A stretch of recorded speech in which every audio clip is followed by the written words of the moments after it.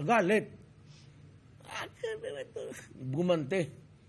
Do not scratch your head and scatter your dandruff in this. Leave it on your head. It's the only you've got. Wala.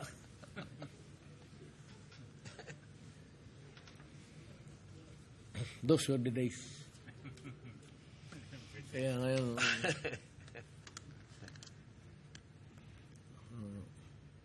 Nori, I have some questions here. Yes, Pastor. Yeah, we already have our text messages who just came in. Yes. Yeah. And Pastor, there are questions for you to answer. Religious leaders are pro-life and strongly disagree with the pronouncements of Mayor Duterte to kill at least 100,000 criminals while sitting in office as President of the Philippines. What is your stand on this, Pastor? Well, let us understand the situation. I'm pro-life. Mayor is #1 pro-life.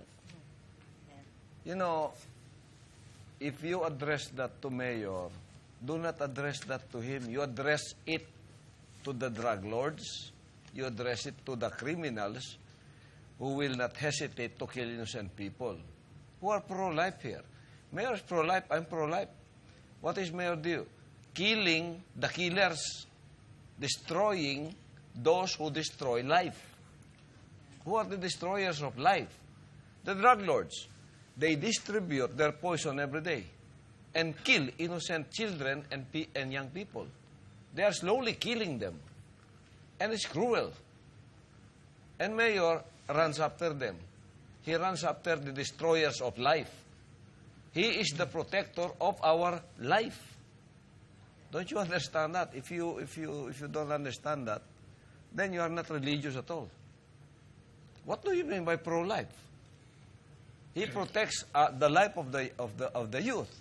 He protects the life of the children. What do you call him? If, for example, a snake came into your house and is about to bite your child, what will you do with the snake?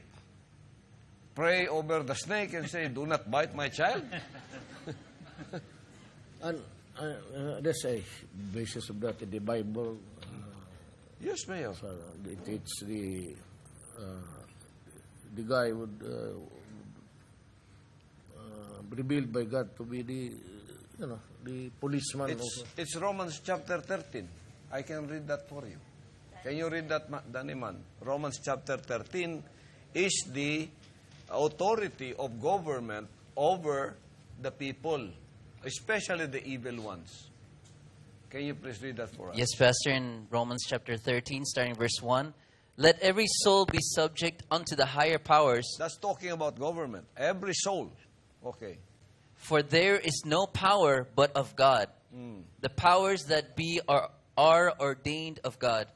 Whosoever therefore resisteth the power, resisteth the ordinance of God. And they that resist shall receive to themselves damnation. Oh, they that resist the governmental authority over evil shall receive damnation.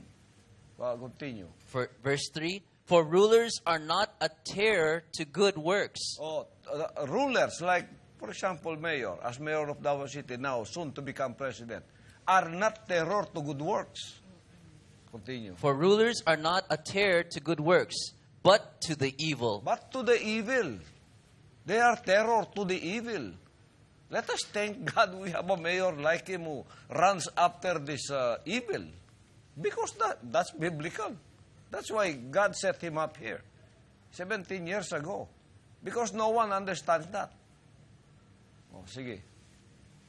Rulers are not a terror to good works, but to the evil. Wilt thou then not be afraid of the power? Do that which is good, and thou shalt have praise of the same. See, if you do that which is good, Mayor will praise you. He's my friend because we are promoters of good. But try to do evil in Davao City, and there is a law that will run after you. And he is the law here. Oh, what happened to the Philippines? Because you have a wrong interpretation of pro-life. Pro-life. Proliferation of evil people, wherever you go, they are the ones, having a heyday over us. Look at Manila. Look at all the cities. That's why the people are mad, are angry. Ito yung dahilan kung bakit si Mayor saan man tinatanggap. Because he's the only one standing for the good of the people.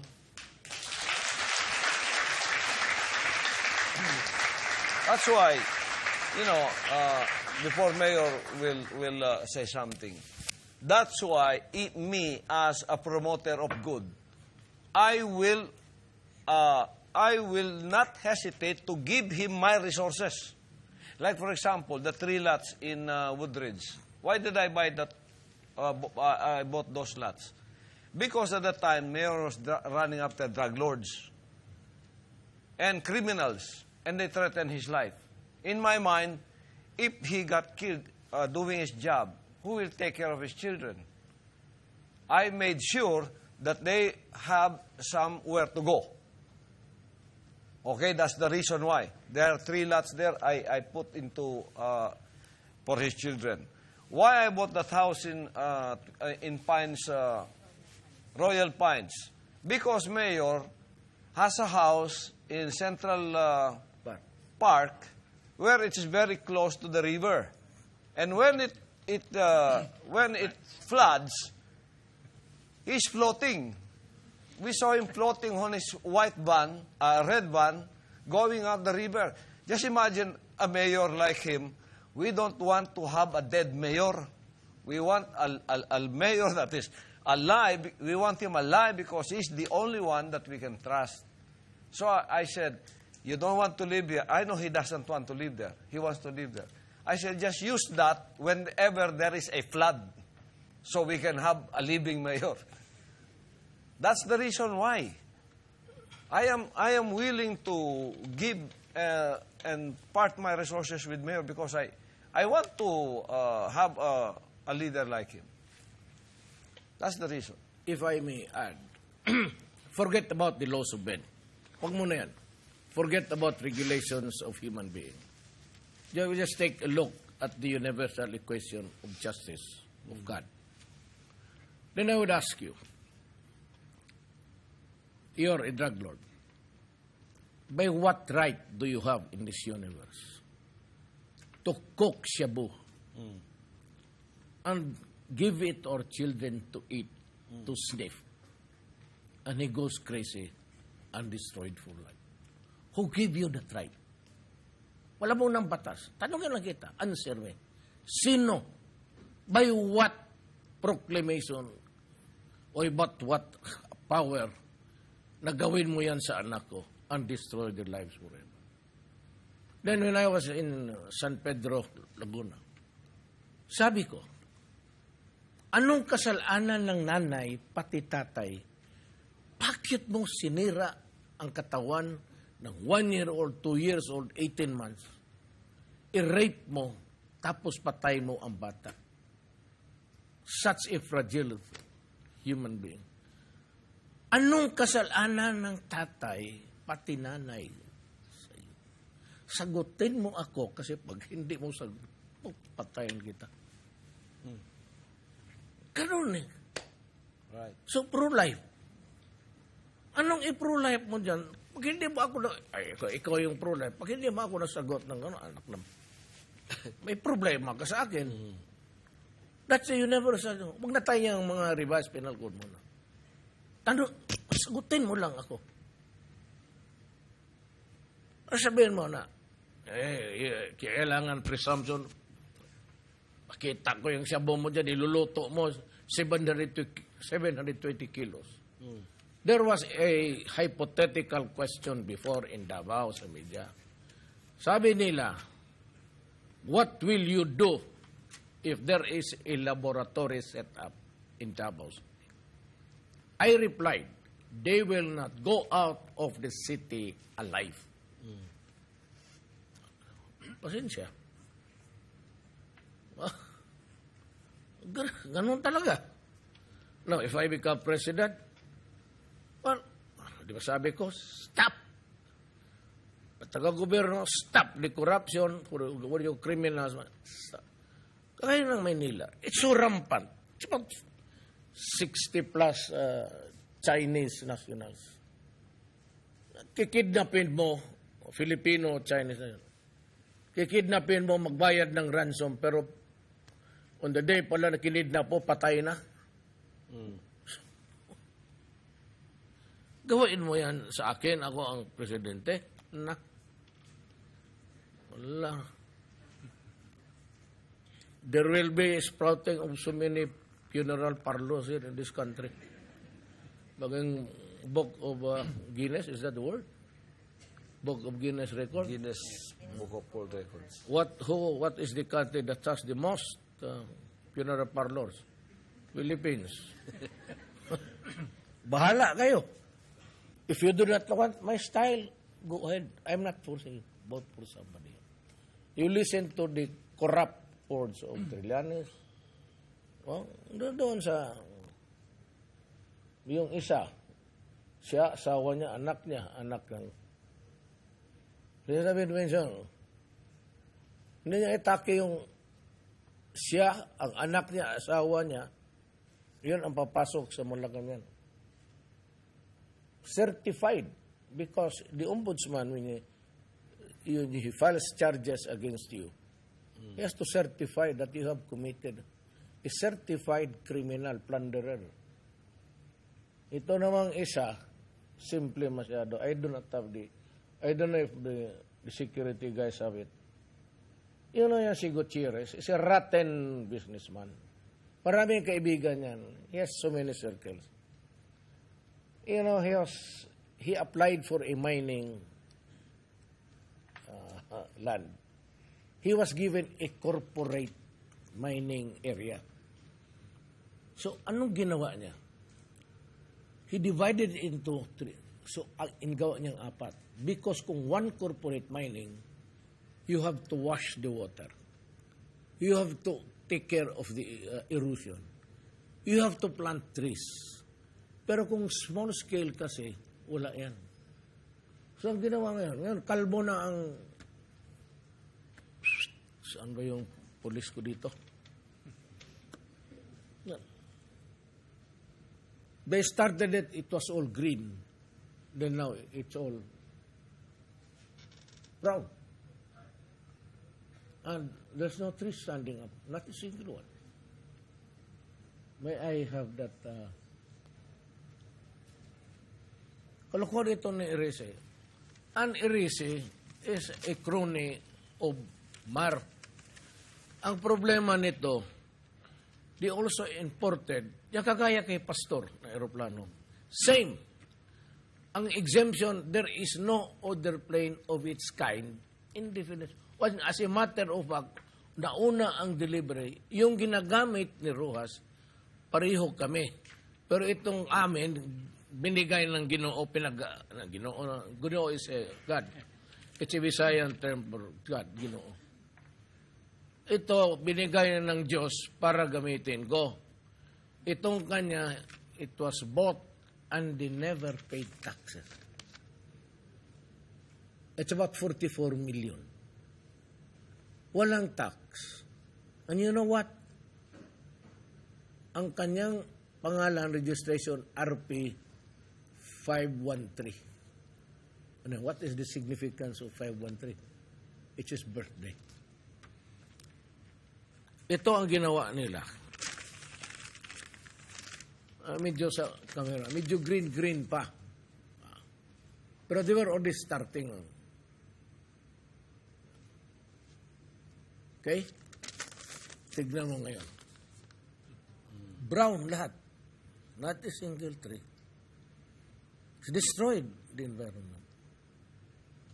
My God, this has to stop. I will have you arrested if you do this. Talagang ako mismo ang aresto sa iyo. Yan ang cronyism ni Marujas. He allowed Filipinos. Hindi nga taga Mindanao ang may-ari. That's why the Moro is complaining. Dito sila nauna. Nauna sila. Sabi ko, when Magellan landed, Islam na sila na. Wala nga sila ni 1 hectare of mine. That's why they are revolting. And we have to fix it because it is a deadly mix. Alam mo, pag walang nobody, as I said, that's why I ran. Because I was listening to these guys, nobody was talking about how to solve the Mindanao issue. We could end up like the Balkans. Yung Yugoslavia, it broke into so many pieces. You do not want to change the flag and the configuration of this country. Walang nagsasalita eh. I never filed my certificate on October 6. I was not running. Sabi nga ni Sikop, bakit ka tatakbo ng presidente? Gago ka ba? Paano ka manalo? Wala kang pera dyan eh. You are old, sabi niya, you retire. Kasi kung magkadisgrasyahan, at least may mapuntahan ng anak mo na nandiyan ka. So, I'm sick. I have to face reality. Huwag na tumakbo. And the children were sleeping, but I went back to the hospital. So for all that, baka mauna talaga ako. Ay, sakit na ako. Third stage na ang cancer ko. So parang wala akong narinig. Kami sa Makati, kami sa Makati. Puro Makati yung kamay ninyo dyan. Ubos na tuloy yung pero. Kami sa Makati. Ito rin isa, daang matuwid. Hanggang yung daang matuwid. Puro kulubot lahat. MRT, itong krone niya, pati yung eroplano niya. Pero wala siyang lamang sa akin. Kasi pareho kami. Kay akin yung sabihin ko, sige, bagaan tayo. Buisit ka. Head-on collision tayo para tingnan natin kung sinong tiga sa atin. Yan ang problema ng Pilipinas. That's actually the problem. That's why I run. Look at these guys. Wala namang, how about the problem of drugs? How about the problems of criminality? Ayaw nila magsalita ng bloodshed. And I'm surprised what there are bleeding heart. When you know that we are killing criminals, you have to apply the universal justice of God. Ano makasalanan nito mga inosente nito? Bakit gano'n? You are paid to do your job, and I will do it. What is my order? Go out, hunt for them, arrest them. If they offer a violent resistance, and you feel that your life is in danger, shoot them all, shoot them dead. Tapos. So what's wrong with, paano mag-pro-life criminal ka din? I said, who gave you the right? Pro-life. Anong kasalanan ng, just as I was talking about raping children, nagbulong yung pulis sa Laguna. Sabi na, sir, may nangyari talaga kanina. May namatay na bata, minartilyo sa ulo. She was raped by 4. Kaya sabi ko sa mga pulis, hanapin ninyo, patayin ninyo. Lumaban. Hindi yan, pwede na magsabi ka lang, may gobyerno, due process. Sometimes it takes years. You arrest them for cooking shabu. Hindi ko nga napinatay para walang magreklamo si Dilima. Pagdating nung sa loob, nagluluto na naman ng shabu. And Dilima was doing nothing. She's always defending the criminal, parang pretending another useless crusader. Hinahabol niya yung police, pati yung mga militar, kaya tuloy, takot. Dito sa Davao, wala. Takot. Dilima, hayaan mo yan. Sige lang yan, daldal. Diretso. I have to protect society. I have to protect a community.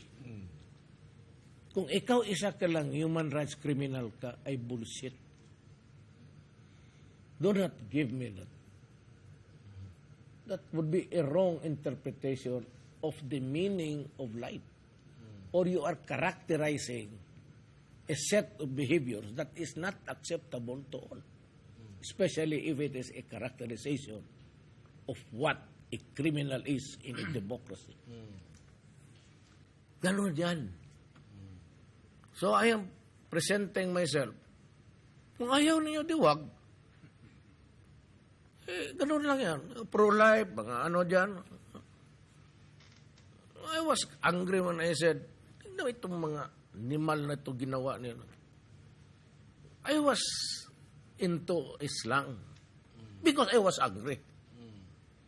But when I narrated it, naunahan ko lang sila because they were planning to pin me down. Yun ang panglat. Kagaya na itong kay Trillanes. Ilabas nila yun sana during the final days of the campaign. Just what Trillanes is just doing. Parang basura, nagkarga ng basura araw-araw. You think that he's really telling the truth? Araw-araw, ninoon pa sana, at tatakbo pa ng Vice President Jesus Mario. And a guy, I think at this time, he committed treason. We will have to find out. Hindi niya ma-deny yan nasa immigration. In and out ka. There's a record of your going in and out. Will you investigate that, Mayor? Yes. Good. Because I think it's treason. Yeah. Well, it is not really treason. The countries be at war. We are not at war, but actually, in the old days, it is or it was treason. And Mayor, he's talking about your properties, your money. Why is he not talking about the 16 times he went to China and our Scarborough now is being taken over? He did not talk about that. Well, I'm sure that nobody would be willing to open their mouth at this time. But if I become president, you just have to tell me the truth. Huwag mo akong bulahin kasi magkagulo talaga tayo. You do not do it to your country. And I will not allow you. Kaya ako, pinapatay itong mga criminals. Kaya itong mga drug lords. Do not destroy my country. Do not destroy the greatest resource of the Filipino. They will take over at the helms of society in just about history is 5 billion years old. So we're just passing with your finger as fast as that. Bakit mo sirain ang mga anak namin? Pag sinira mo yung anak namin and you destroy my country, there's not about pro-life and all, lahat, pati Supreme Court na, huwag mong gawin yan. Papatayin kita. Papatayin kita. Do not do it. I will kill you. Magprangkahan tayo before the nation. Do not do it. Do not destroy our children.